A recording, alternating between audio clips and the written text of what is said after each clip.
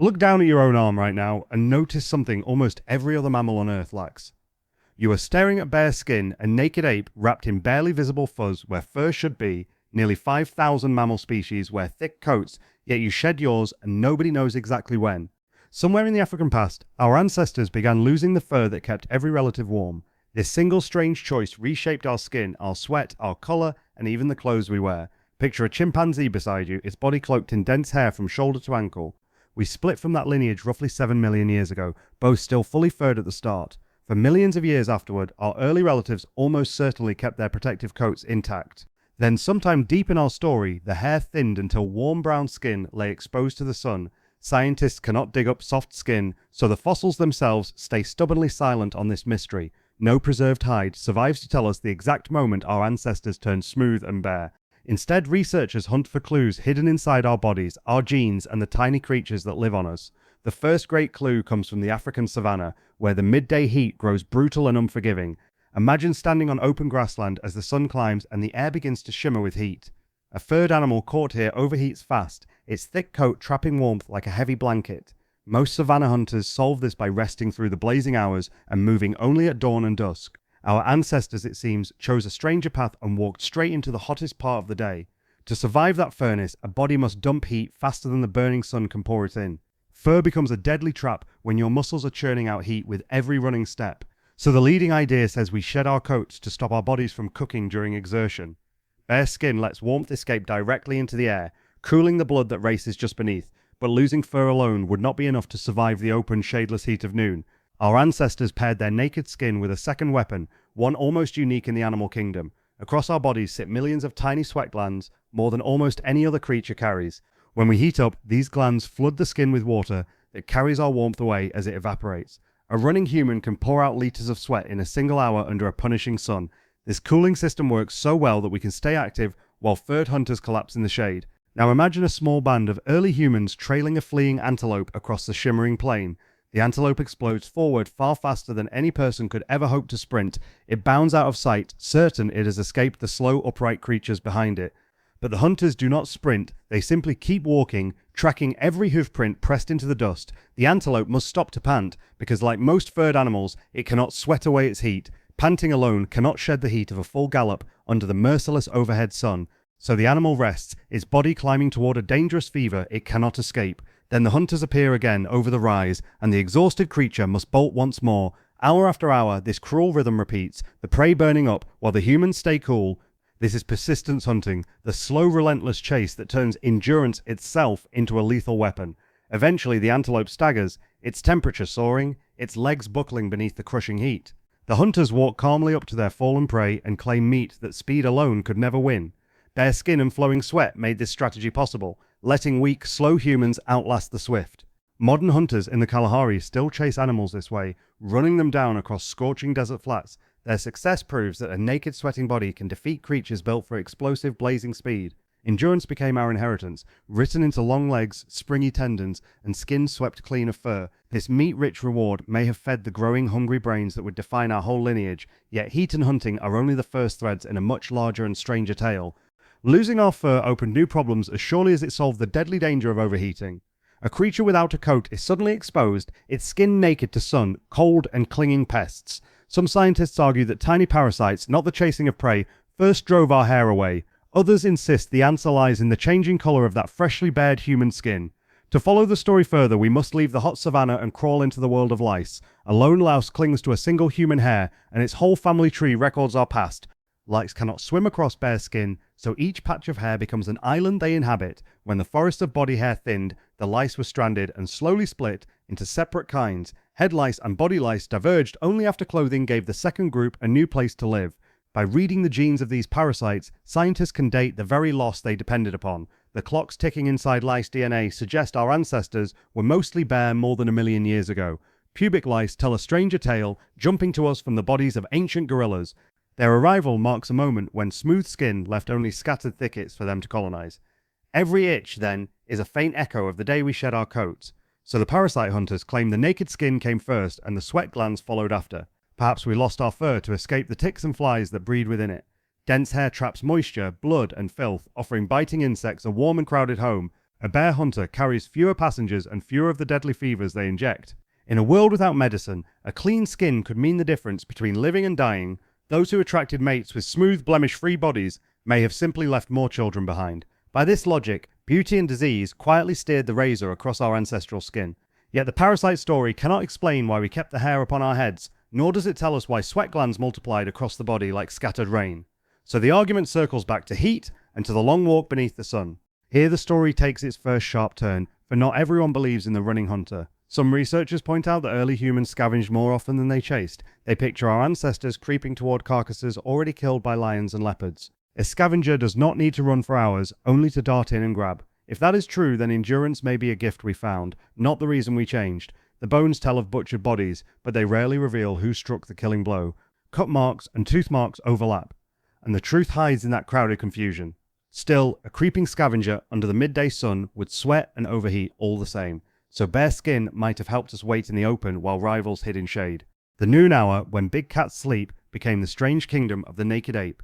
We claimed the hottest, cruelest part of the day because our bodies could bear it. While lions panted in the grass, our ancestors walked freely through the blazing light. This idea reframes our nakedness not as a weapon, but as a stolen shift. We took the head plus if no other predator wanted, and the empty hours fed us. Yet even a patient scavenger must cross vast distances between one meal and the next. The Savanna is stingy, scattering food across miles of shimmering, unforgiving ground.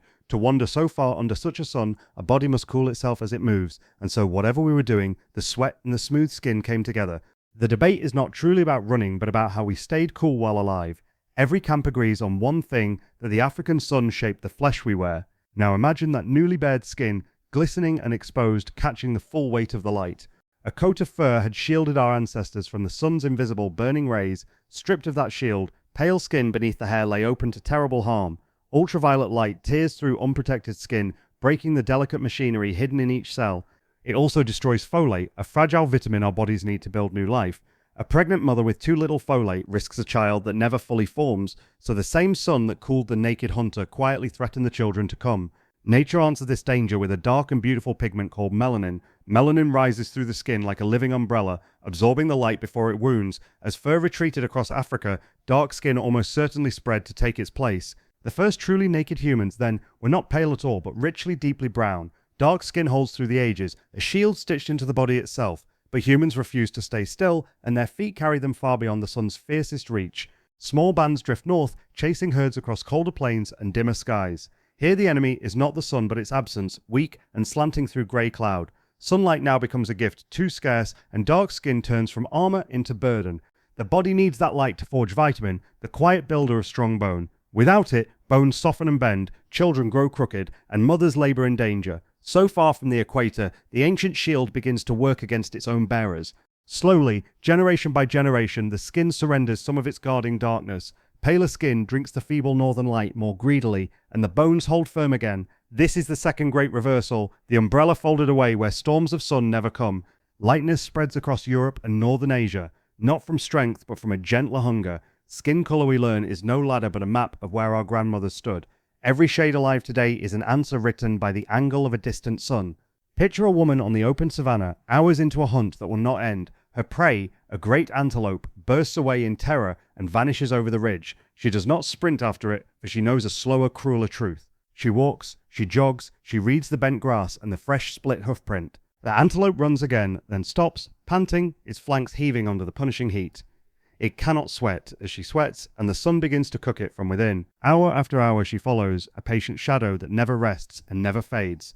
The animal's gallop shrinks to a stagger, its great heart drowning in its own warmth. At last it stands trembling, unable to flee, felled not by speed but by endurance. This is persistence hunting, and the naked, sweating body is its terrible, silent weapon. No claw, no fang, no burst of muscle wins this contest, only relentless walking. Across deserts in Africa, this same hunt still echoes in the memory of living peoples. The Kalahari runner, spear in hand, chases the kudu until the beast simply falls. His bare skin streams with sweat while the antelope, wrapped in heat, has no escape. In that ancient dance, we glimpse the very reason our ancestors shed their coats. Fur would have trapped the killing warmth and left the hunter collapsing beside the prey. Nakedness, once a strange and fragile thing, becomes the engine of the greatest predator alive. Yet a bare body pays a price when the sun sinks and the cold creeps in. On the high plains at night, the naked hunter shivers where a furred beast sleeps warm. So humans reach for what no animal had claimed before, a second skin they can remove. They scrape hides from the very creatures they run down and drape them across their shoulders. Clothing is born, and with it the freedom to wear fur only when fur is wanted. Tiny lice, those patient passengers, quietly record the moment this new habit began.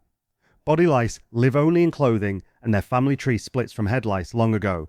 By reading their small histories, we date the first garments to many tens of thousands of years past. The louse becomes an unlikely witness, whispering the birthday of the human wardrobe. Now the naked ape can walk into ice and mountain and still carry its warmth along. Fire joins the hide, and the cold that once forbade the north becomes a door thrown open. With skin bared for the chase and covered for the night, humans conquer every climate on Earth. No fur could have granted such freedom, for fur cannot be shrugged off at will.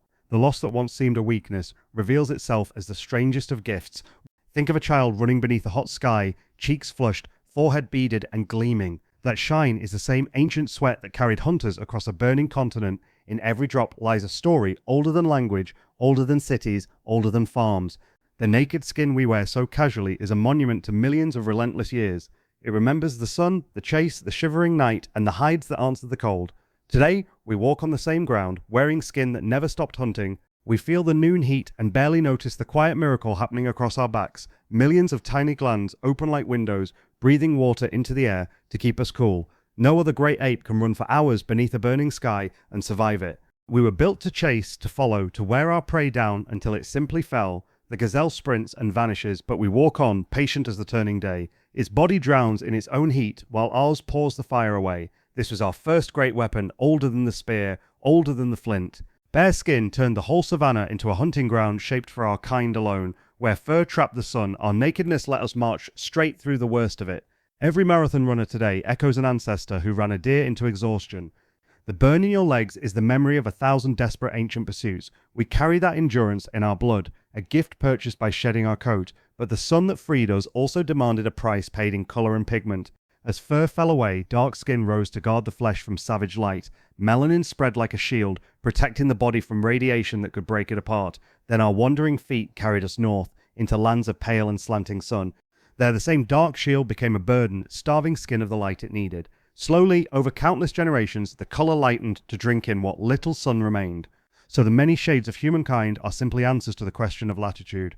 Every complexion on Earth is a map of where our grandmothers once stood. There is no higher skin and no lower, only sunlight measured across the wandering years. We are one animal, painted by the sky in 100 honest tones. And when the cold pressed hard against our fragile, hairless frames, we did not surrender. We reached for the coats we had lost and took them from other beasts. Hides became our second skin, stitched and scraped and wrapped against the biting dark. The lice that live only in our clothing whisper how long ago we first dressed. Their small family tree marks the night humans invented warmth they could carry. From those first draped hides came thread and needle and every garment ever sewn.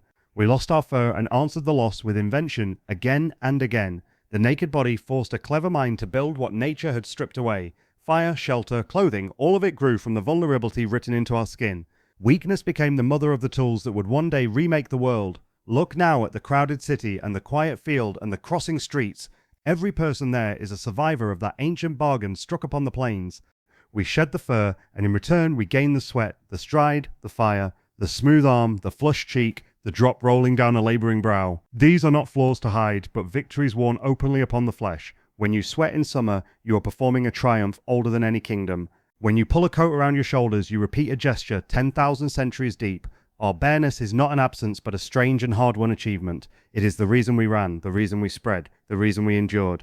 From the scorching savanna to the frozen north, this skin carried us the whole way.